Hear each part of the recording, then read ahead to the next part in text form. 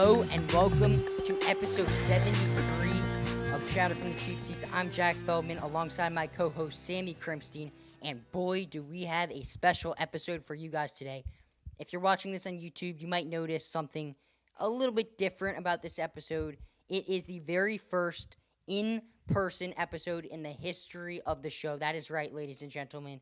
Me and Sammy are both in the same room, both in person. I can touch him. He can touch me. We are in person, doing it together. Sammy, how you doing? I'm doing very well, and I will say, after, a year and a half we've been doing this podcast, right? This is the very first time. I wouldn't go a year and a half.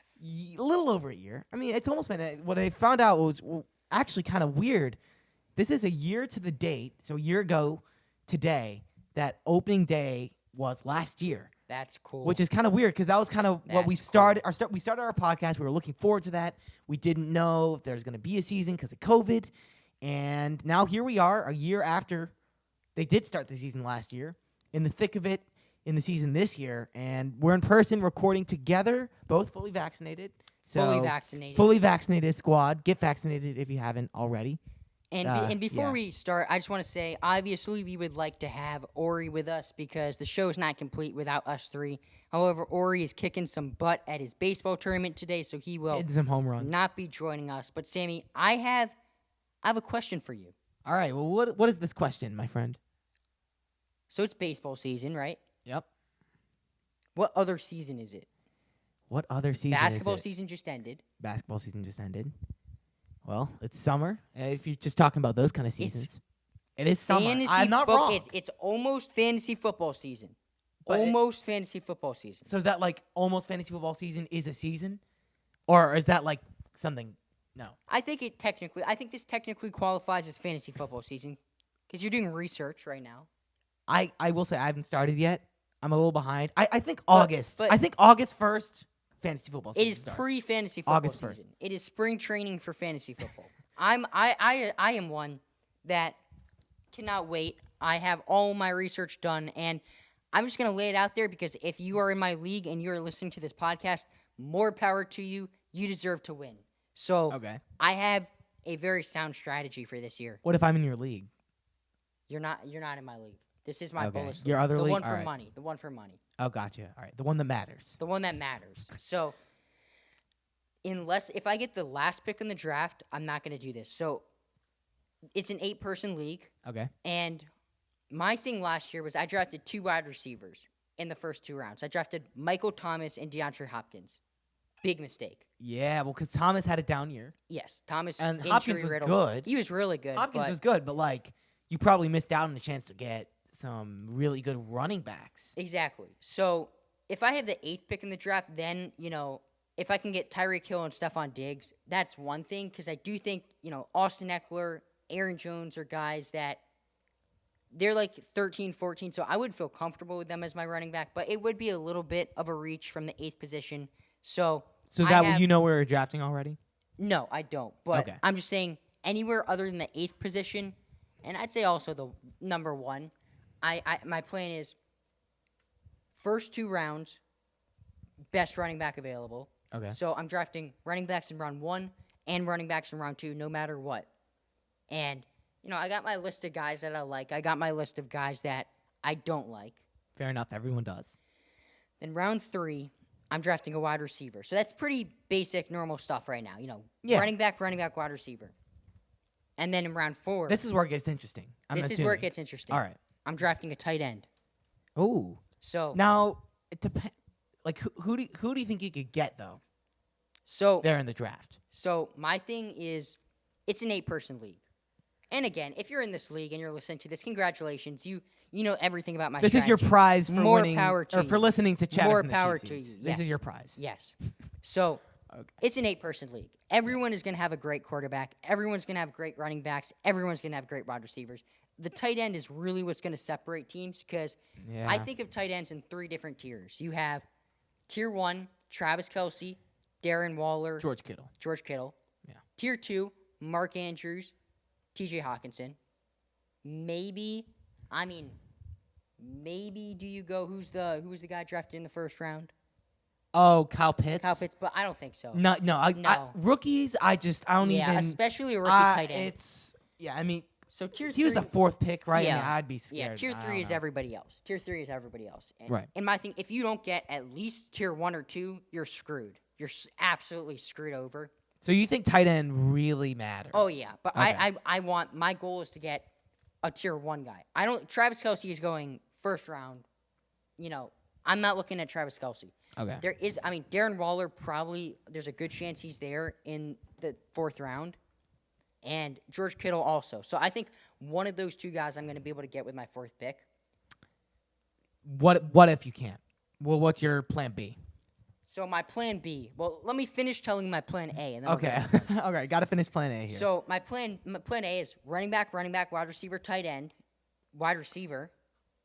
So then I have. Oh no, not wide receiver, running back. So I have my first 2 running backs. Then I have my tight end. First 2 running backs, then I have a wide receiver, then I have my tight end, and then after that, so I said wide receiver, either wide receiver or running back, just whatever guy is available to be my flex player, whichever one I feel most confident in. Right. And then after that, I have to go heavy on the wide receivers because I already know the 2 running backs I drafted 1 and 2. Like, I'm planning on them being my go-to guys all season. But I'm drafting a starting running back in, the 5th round or the 6th round. Like, the person I drafted in my 6th round will most likely be my starting running back or starting wide receiver. Okay. So I'm going to have to load up on wide receivers at the back end, and I want to get 3 guys who I feel confident in as sleepers, and one of them I have to hit on, which I think is realistic. I think that's realistic. I mean, sleepers is always... And not necessarily... When I'm talking sleepers, I'm saying guys like Robbie Anderson, like not real sleepers. Okay. It's an 8-person league. Right, yeah, well, because 8-person league, you're always going to be getting guys that are, studs. But fantasy football talk to start off the show. But we had a pretty big announcement in baseball this week. I think it was yesterday? It was yesterday. It was yesterday morning. Yesterday Early morning. In the morning. So the Cleveland baseball team. You can still say Indians. Yeah, right now they're the Indians. But next year, they will not be the Indians. Because next year, they're going to be the Guardians. The Guardians. Which is pretty interesting, Jack. And are you a fan of the name? I mean, I think a lot of people wanted the Spiders back. Because I wanted that. That would be so cool. I am in the that Cleveland camp Spiders, also. so you're in the... I think Cleveland Spiders... You're a Spider fanboy? It's a node. What am I saying? It's a nod to... the team of the past 2. If you guys didn't know, the Cleveland Indians used to be called the Cleveland Spiders. Back way in the 1800s. Yes. So it's also just a great name. Like, I think the Cleveland Spiders is a great name. I'm already thinking of merch ideas, jerseys. I mean, the away jerseys are going to be the same, but home jerseys, that would look sick. I don't hate the Guardians by any means, but it's not the Spiders. It's not the Spiders. I mean, when you think about it, they both end in Ians. So, it's probably easier. You don't want you only have to change a few letters on all the signs. That's a good point. That's a good point. The I, the A, the N, the S at the end, you could keep that along for the ride. Like, you don't have to do anything with that. Probably save the Indians a few bucks. I don't know. Yeah.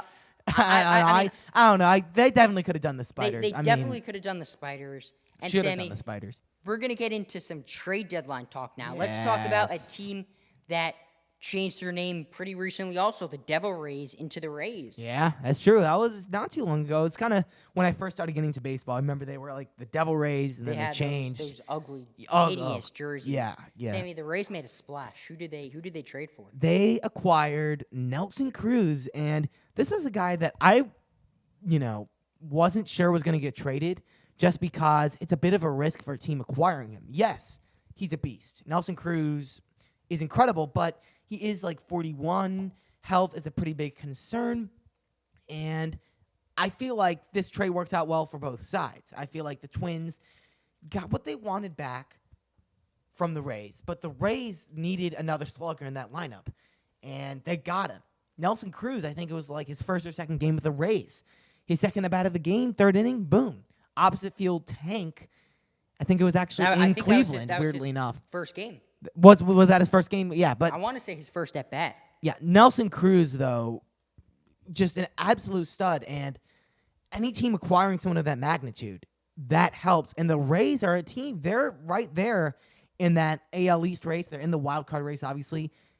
I think unless the Red Sox really impress at the deadline, and I'm talking acquire some really good starting pitching, because that's what the Red Sox need, I think the Rays, if Cruz can stay healthy, that's a trade that's big enough to propel them into first place in that division.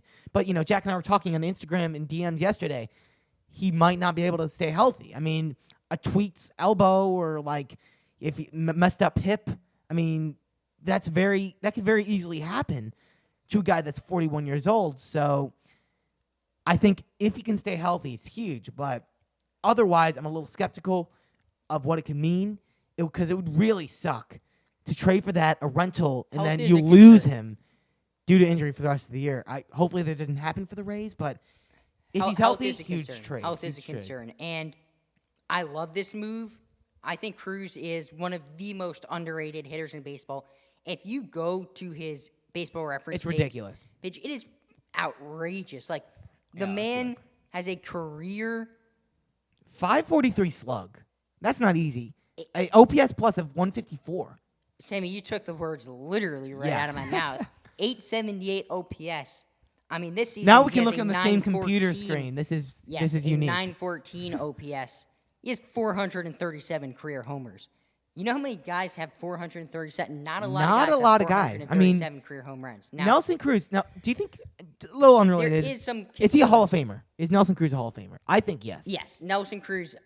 Anyone that hits, he's going to get to, I think he will get to 450 homers if he plays just one more season after this. I mean, he's having a solid year this year. I mean, his OPS is almost 900. And he might even get to it, this season. 13 homers in the second half is not out of the question for a guy like Nelson Cruz, who's amassed 42.3 career WAR. Now, I like this side on the Twin. I like this trade on the Twins side also. I think Joe Ryan, who is the centerpiece of the trade for the Twins, is a really good minor league arm. He's going to be very solid for them. I think that's a great move by both teams. So this is a trade that can benefit both sides here. Yeah, now the Rays were buyers, but they were also sellers, which is very interesting because it was the next day, Rich Hill, and because a lot people were posting, well, now the Rays have two of the three oldest players in baseball, Rich Hill, Nelson Cruz, and then boom, Rich Hill, see you later. You can only have one guy over 40. Yeah, I bet Rob Manfred was it's the law. Hold up. Yeah, it's the law. But yeah, Rich Hill is on his way out, heading to the Mets. Now, Jack, what's your take on this? The Mets are a team that has very deep starting pitching, but it's always nice to add a few arms. I was listening to the Cubs game on the radio earlier today, and Ron Coomer, the analyst, said you can never have enough starting pitching, and it's true. You can't have enough starting pitching, and the Mets kind of bolstered that. You can never have enough starting pitching, and the Mets' starting pitching rotation is not as deep as you might think, Sammy. Jacob deGrom has been battling injuries all season. He can go down, poof, drop of a hat. Marcus Stroman is really good, so that's a really solid 1-2. Carrasco, who knows when he's going to come back? Syndergaard, who knows when he's going to come back? Taijuan Walker, don't forget about him. Taijuan Walker has not been, but he hasn't been pitching as well lately. He had an absolute stinker of a start where he got one out and couldn't make it out of the first inning. So It's always nice to add a guy that has a 3.87 ERA this year in Rich Hill. There are some advanced analytics that are saying that he might be regressing this season and coming back to earth a little bit. But as of now, I think this is a great move. I don't completely understand this trade on the Rays side. Glasnow is hurt. I get that he's coming back, but you don't know when. And the Rays are going to raise, man. I'm never going to doubt him because I have two sayings, Sammy. Never bet against Bill Belichick and never bet against the Rays in trades. That's true. The Rays, they always seem like they'll make puzzling moves at the moment sometimes. Like, what were they thinking there? But it comes back, and it looks really good. So I think it was interesting that they did give up a starting pitcher, and that is an area where I think they should have almost thought about adding, and maybe they still will. We still got a week left, but I could see them getting a bullpen piece. I could see them getting a bullpen piece too. But with Glasnow hurt, it does baffle you a little bit. But I think no matter what, they're always trying to buy and sell at the same time. They're always trying to add pieces, but also add prospects. And although this isn't the biggest trade ever, I think they got some guys who obviously they've had their eye on and they have confidence in. The Rays are Bellers. Bellers. Yeah, combination of the words. Sammy, smart man. Are you a fan of Scrabble? I am a fan of Scrabble. I've played it. You like board games? Yeah, games of that nature? I do like board games. Yeah. Sammy, let's play a game. All right, let's do this. So I'm going to name a player that there have been rumors circulating about his trade market, his trade value of sorts. And Sammy, you're going to tell me whether or not you think this player will be traded. All right. We're going to start off with your hometown hero, Chris Bryant.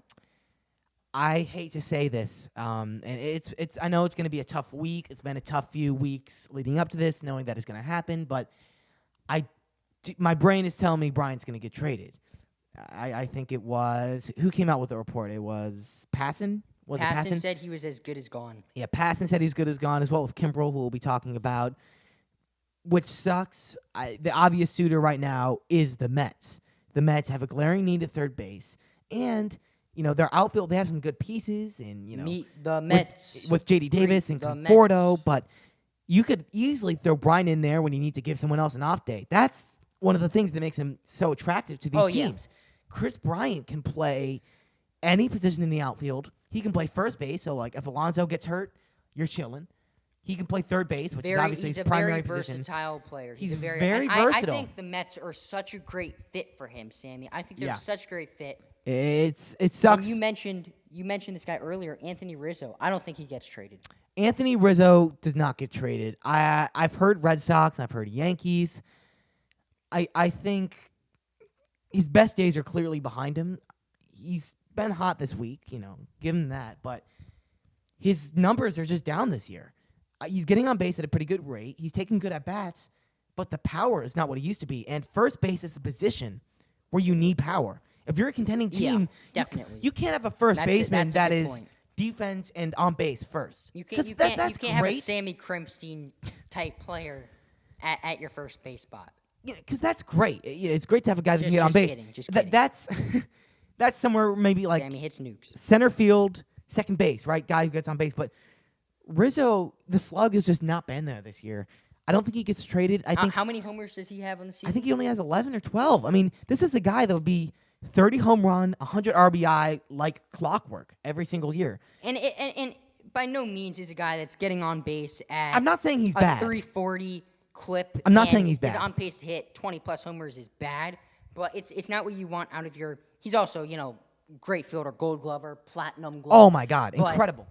But he's not what you want out of your prototypical – I'm not saying that's, like, bad for a team to have that, but I'm saying that brings his value down, and Rizzo's a guy the Cubs, I think, will be selling high on. I mean, they're going to be selling high on Bryant and obviously Kimbrel, but Rizzo's a guy that can still help your team right now. We have hardly any depth at first base, especially if we trade Bryant. So the Cubs would definitely want to get a haul, and I think teams would not be willing to give up as much for Rizzo. Now, who knows? Maybe if the Yankees need somebody at first base, they think the Voit injury is going to really hurt him for a long period of time. That could be an option. Even the Red Sox soon kind of need someone there at first base, two AL East rivals. But let's move on. Byron Buxton's also on the list. Jack, Buxton I'll flip it over to you, and I'll give my 2 cents. Do you think Buxton's going to be on the move? The Twins just sent Cruz out. What's your take? I do not think Byron Buxton will be on the move. I think that his price is too high at the moment, and he's only 27, so the Twins have some talent in that farm system. They have some talent on the Major League roster, so they can build around him, sign him to an extension. He's an unbelievable player, but his value isn't even at its peak right now because he's been dealing with these injuries. So I don't think I think if I'm looking at a percentage, I would say like 10% chance he gets traded. Yeah, I think the price is high because the Twins also have control over Buxton for next year. They have, the arbitration for 2022, so they'll have Buxton back for next year, and it just doesn't make sense. Like, maybe if it's an expiring contract, I think about it. But he's only 27. You have a lot of time to work out an extension with this guy, and Buxton is a guy that he's a superstar. He Absolutely. should be the centerpiece of that Absolutely. franchise. Yeah. You just traded away Nelson Cruz. I think there's a very small chance that you're going to trade away Byron Buxton. That's my 2 cents. Jack, who's next on this list? Next on this list, Sammy, we have Okay, I was trying to say T Story. I don't know if Trev Story didn't work as well as it did in your head. It did not work as well. I'll say in that. my head. But Trevor Story, I think he's a guy that absolutely gets traded. And two teams that I'm looking at are the Yankees and the Brewers. I understand that the Brewers have Willy Adames. They just traded for Willy Adames, but I could see you moving Adames over to second base and really locking that spot up at shortstop. He's an elite defender, and the Brewers need a bat. They need another bat. Their rotation is unbelievable, but they definitely need a bat. With the Yankees, it's a little bit more complicated. Yeah. You would put Story at shortstop, move Gleyber Torres to second, move DJ to first, move Luke Voigt to DH, and you would have Giancarlo Stanton playing the outfield. So a lot of moving pieces, but I think these are the two teams. I think he ends up with one of these two teams.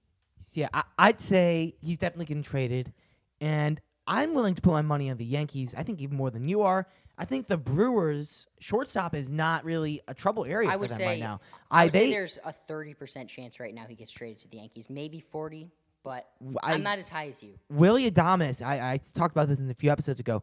He has been lights out for the Brewers since he joined a few months ago. You're not taking him out of the lineup, though. You're just moving him over to second. Moving him over to second, but I think they're satisfied, and I think the Brewers won't be willing to give up as much, and I don't think they have as much to give as the Yankees do in terms of where their farm systems are at this point. I think obviously I don't want to see him at the Brewers. They're an NL Central team.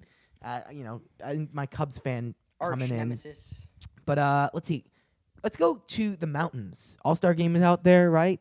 And they have two starting pitchers that are a lot of teams really want. So, John Gray, Herman Marquez. Yes. Tough name for me. I apologize. That is a tough name. Yeah. So, Jack, do both these guys get traded? One, none of them?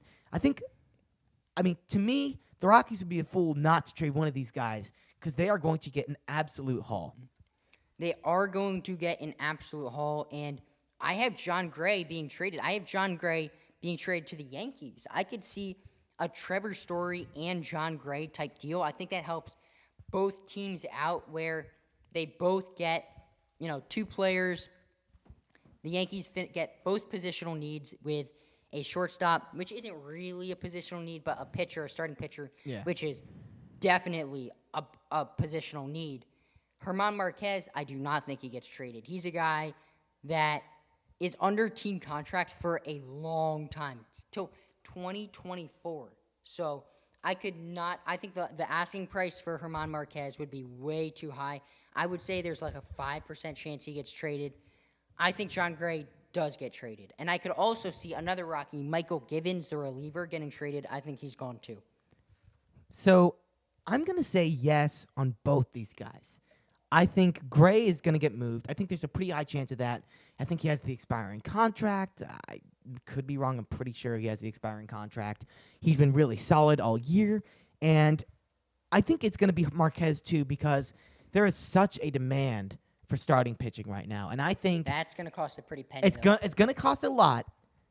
But I think the Red Sox could be an option for Marquez. I could see that. Because I think the Red Sox are a team that, yes, this year they haven't really had that good at starting pitching. And getting Marquez would solve that problem, right? But he's not just a rental. And I think they'd be willing to have him for the next few years because they don't really have that much depth. Like, it's not like a bunch of injuries. Sale. But besides that, I think they'd love to have Marquez in this rotation for the future. And I think they'd be willing to give quite a lot. And the Rockies are going to look at this. This is value to them. Marquez's value is never going to be higher. If they're going to trade him in a few years, they're not going to get nearly as much because he doesn't have as much team control, and he's having one of his best years. He's been one of the best Rockies pitchers of all time, which, it would probably hurt to trade him because of that. And you also always expect that positive regression coming from Coors. Yeah, exactly. Right. That's another thing. That's a smart point. But yeah, I think the Red Sox would love to have Marquez. With John Gray, Red Sox are a team. Yankees are a team. Even like the Giants, Dodgers are a team I think would really fit him.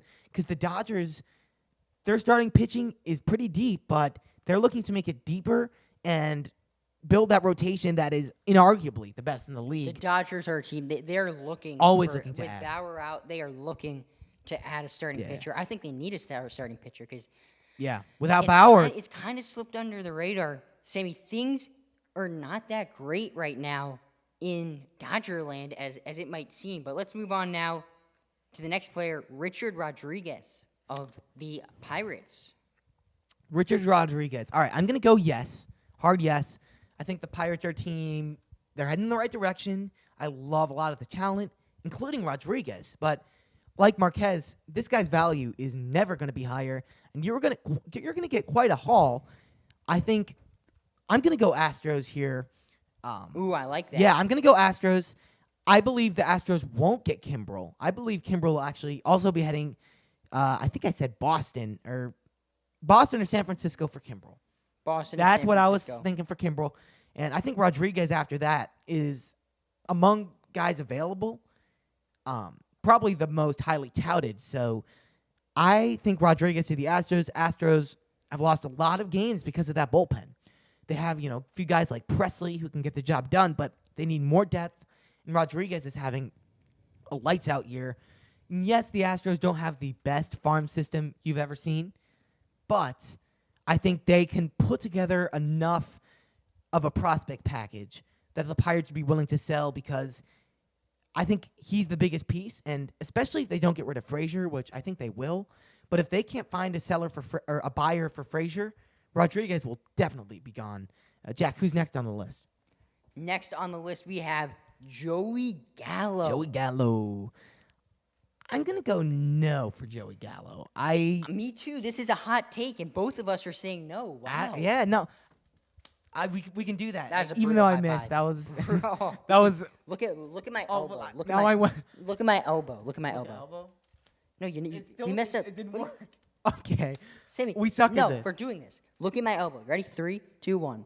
There okay, we go. That was solid. Good. That was solid. That's a tip. Look at the person's elbow. You ready? If you're watching this on YouTube, 3, 2, 1. Boom.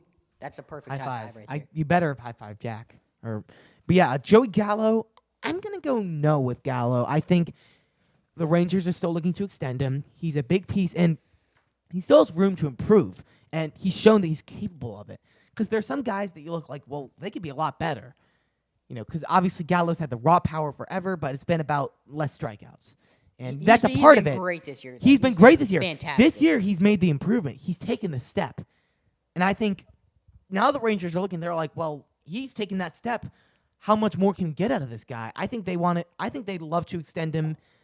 I think the Rangers are a team that has a lot of talent. With Garcia has been really good this year as well. I think Gallo's going to stay a Texas Ranger. Jack and I are in agreement here. We saw the Rangers also do this with Lance Lynn. They didn't trade him at the deadline. They waited until later, so I could see them doing the similar thing with Joey Gallo.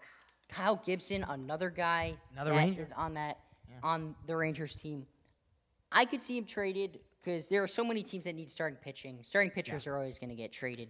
I think Kyle Gibson is definitely going to get traded. He's having a career year, better than he's ever been. It's a rental, so no commitment really to Kyle Gibson if you acquire him.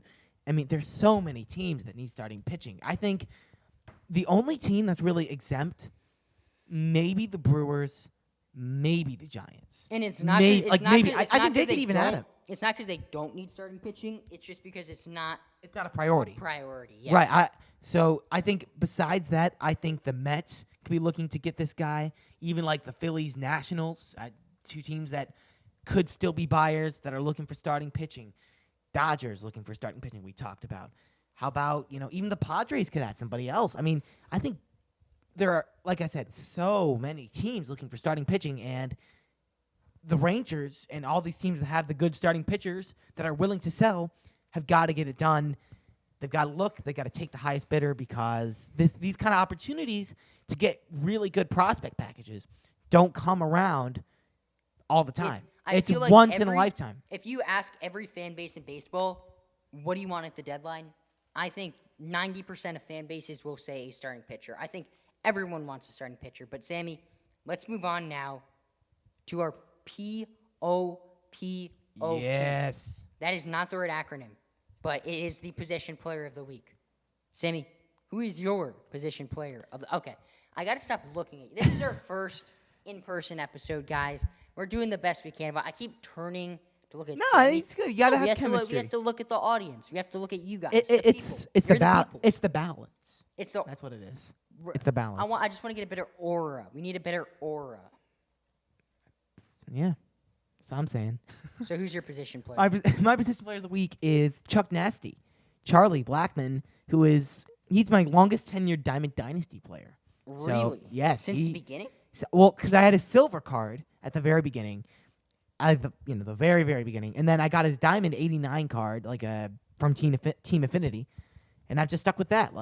He's been Which Team sticking Affinity with it. season? 3? I think it was either 1 or 2. 1 or 2. Okay. I got it a while ago. But yeah, Charlie Blackmon, he's been having a pretty good year and had a great week. Had, I think, a walk-off home run or a pretty big home run against the Dodgers a few days ago. 429 average, 455 on base. Here's the kicker, 857 slug on the week. And this is the kicker. This is the biggest thing. There are multiple kickers? Yeah. No strikeouts this week. And that blows my mind. To be slugging 857 and you don't strike out, that's what you want. That's like peak performance right there. That's impressive. So, Charlie Blackmon, I love guys that put the ball in play, and I love guys that do it for power. Charlie Blackmon has been doing both those things. Jack, who is your position player of the week? Samuel, my position player of the week is Brian Anderson, the third baseman for the Marlins. He has been absolutely on a tear. He is hitting .476 in the past 7 games with a .577 on base percentage. It's pretty solid. Slugging not gonna lie. .714. The man, he only has 1 homer, but he has 10 hits. He has been absolutely out of his mind. Yeah, man. He's playing great ball, and it's a pleasure to watch him play. He is 10 for his last 21.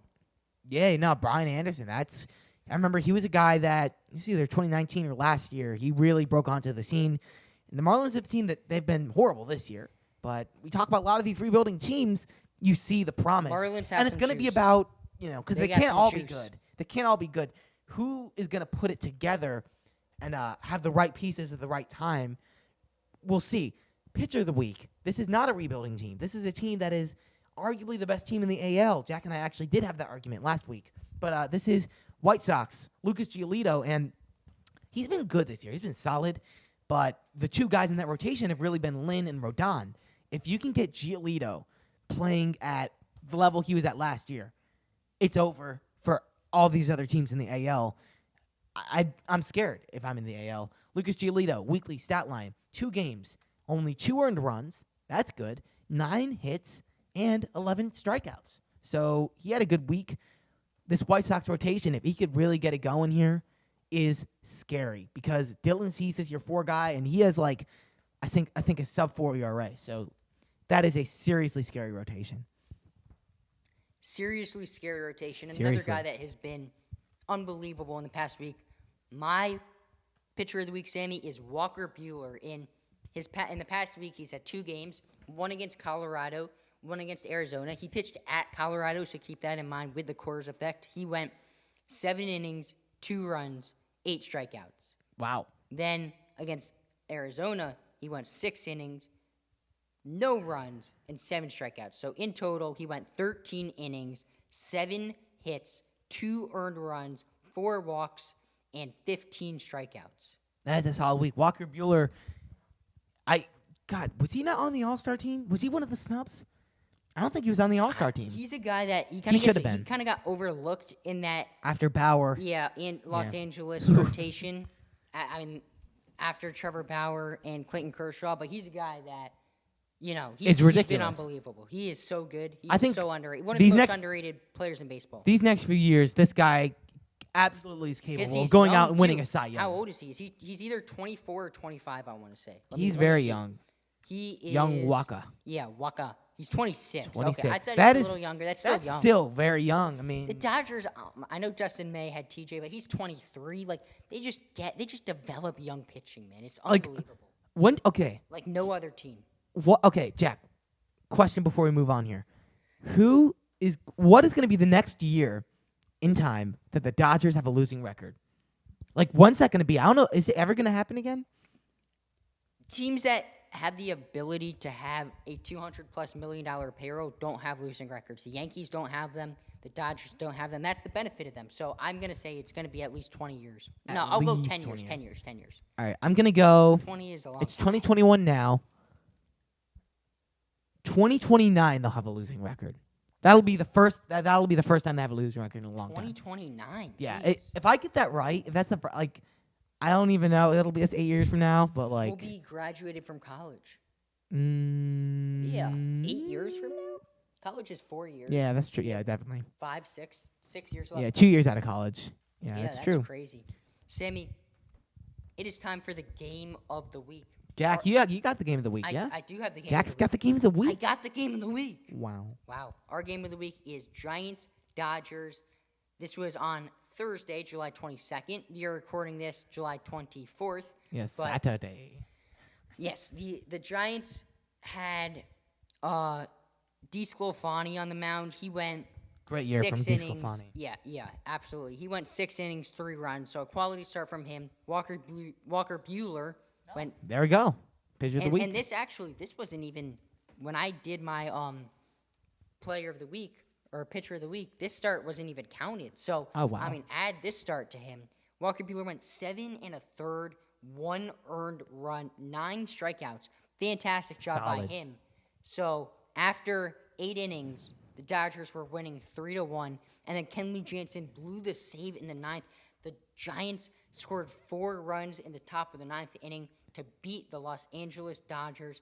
5-3 is your final score. No, I feel like it's not getting talked about as much as some other teams, but I feel like the Dodgers, they need some bullpen depth. I mean, Kenley Jansen's been solid, but he's been a little shaky, obviously, because he blew that.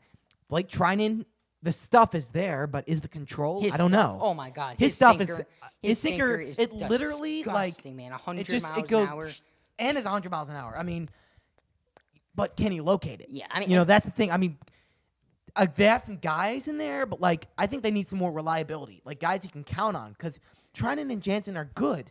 When they're good, they're great, but are they going to be good every day? I don't know. That's a good question. Consistency in the bullpen is Is huge key. asset. Sammy, It's key. your Milwaukee Bucks Not win mine. the NBA. They're in the Bulls division, man. I'm not a fan of the Bucks. Sammy's But I- favorite team, the Milwaukee Bucks, have taken home the title.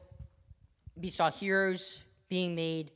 We saw losers also being made. Sammy, can you just give us a quick recap on what happened in this year's NBA Finals? Yeah, I mean, it was one of the better finals, I think, in a while. Maybe even since Cavs Warriors.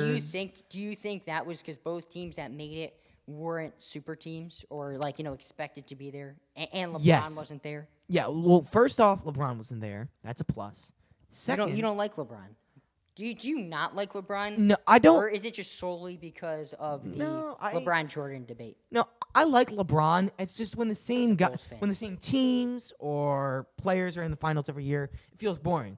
This year, it was a lot of players that hadn't been there before, 2 teams that hadn't been there or won it in a long time. I mean, the Bucks haven't won it 50 years or something. So Yeah. it was a great series. I mean, and you saw the fans. The city went. oh nuts. my God, going into it, I went remember it was crazy. game 1 in Phoenix. It was, you could just hear, it was so loud. The fans Both counting cities to went 10. crazy. Counting to 10 when Giannis Yeah. was shooting free That's hilarious. That was funny. I mean, but it was a great series. The fans, full arenas, because that's kind of a new thing after COVID. It's only been the past few months. Word pod. Word pod. But yeah, I think the moment of the series, very obviously, was the Giannis dunk with 20 seconds left. Was that game 5 or was that game 4? That was game 5. Game 5? But what a moment. I mean, first off, Chris Paul, right, with the turnover. which that was a big reason I think the Suns lost a lot of those close games. Chris Paul was not nearly as good as he had been during the regular season and really during the rest of the postseason at holding on to the basketball, and that was key. That was key in that play. Drew Holiday got it, and the chemistry between those two guys, right? Drew Holiday, who came in last year, I was kind of critical of the signing at first, or I think it was a trade. Yeah, it was a trade, the Drew Holiday trade. But man, did that work out. The Bucks have some guys, and I think that's a big three right there. Holiday, Giannis, and Middleton. It's not a big three. I think Holiday and Middleton they're showed solid players, but it's not a big three. A big three is LeBron James, Dwayne Wade, Chris Bosh. A big three is Kevin Durant, Kyrie Irving, James Harden. A big three is Steph Curry, Klay Thompson, Kevin Durant. That is maybe not quite a big three, but I think these are two guys in Holiday and Middleton that just perform, and they don't do it in like I kind of said, they won't always put up the huge numbers because Giannis is going to get those. I mean, he had like 40 points almost every game in the NBA Finals. 50 points he dropped 50 points in Game 6. Ridiculous. But they're going to help the team in really great ways. I mean, that's what Drew Holiday did. I mean, that just goes in as a steal in the stat book, which is great. But when you put it in context, 20 seconds left in Game 5, you're trying to go up 3-2 against the Phoenix Suns, who are favored in the series, who got up on you 2-0. And then with 20 seconds left, a huge steal off of one of their best players, one of the best players in the NBA, one of the best guys at not turning the ball over. What a moment, and it was a fun series to watch. My eyes were glued to the TV. I'll say that. I don't know about you, but I really wish Chris Paul would have won a ring, but I am so happy Giannis did. And Sammy, did you see Giannis's Instagram live where he went to Chick-fil-A? I didn't see it, but I've heard about it. It was hilarious. Sammy, I love Giannis. One last thing before we wrap it up. So we are recording this on Sammy's laptop, and he has a folder called MLB The Show Music. I've just been curious this entire episode. Okay. What is MLB The Show Music? All right, MLB The Show Music. Yeah, you can't see it obviously, but my desktop is messy. Oh my God, it is a mess. It is disgusting. But yeah, there are pictures and documents everywhere. MLB The Show Music. I was doing a franchise with the Cubs, and I was playing every game. This was last year during COVID. You finished it? No, I actually got like 60-some games in. And you just quit?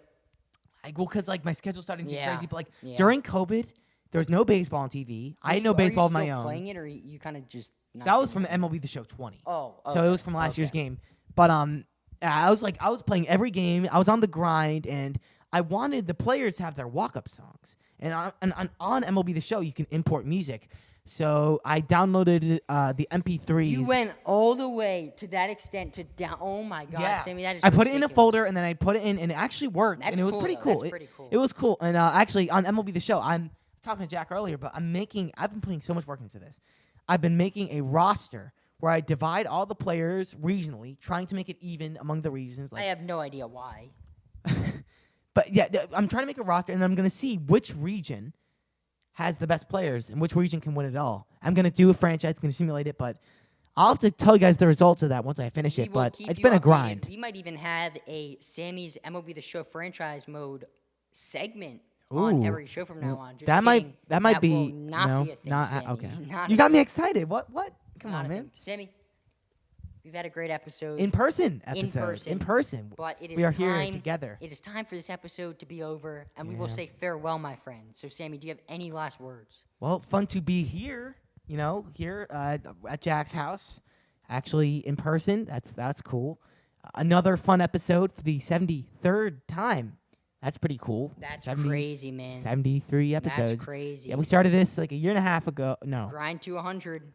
Yeah, we'll get there. I'd say a little over a year ago. I wouldn't go a year and a half. Well, because we started it in like May. Okay, yes, yeah, so a little over a year. Okay, not quite a year and a half. I'm getting ahead of myself. But yeah, a fun episode as always.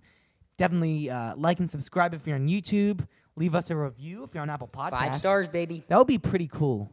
Not gonna lie. Or just a 1 star. Just, No, don't do that. I think. Do we have perfect rating? Like 5 star? I think everyone's giving us a 5 star.